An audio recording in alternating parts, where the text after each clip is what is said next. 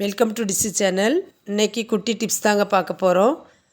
Pineapple season டைமில் ரொம்ப மலிவாக கிடைக்கிறப்போ வாங்கி போட்ட பழங்களில் எப்படியாவது 1-2 பழங்கள் கெட்டு போய் வேஸ்ட்டாக போகிறத பார்த்துருப்போம். அப்படி போகாமல் இருக்க இதை ட்ரை பண்ணி பாருங்கள் ஃப்ரெண்ட்ஸ்.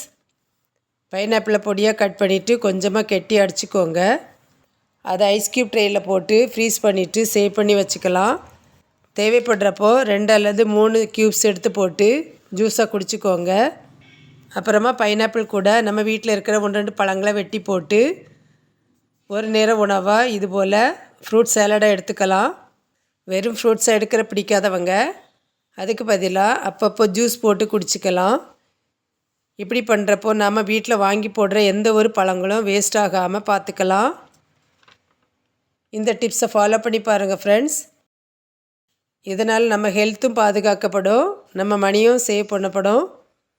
ட்ரை பண்ணி பாருங்கள். என்னோடய சேனலை புதுசாக பார்க்குறீங்கன்னா ப்ளீஸ் சப்ஸ்கிரைப் பண்ணிக்கோங்க. என்னோடய சப்ஸ்கிரைபர்ஸ் அனைவருக்கும் நன்றி. தேங்க்ஸ் ஃபார் வாட்சிங்.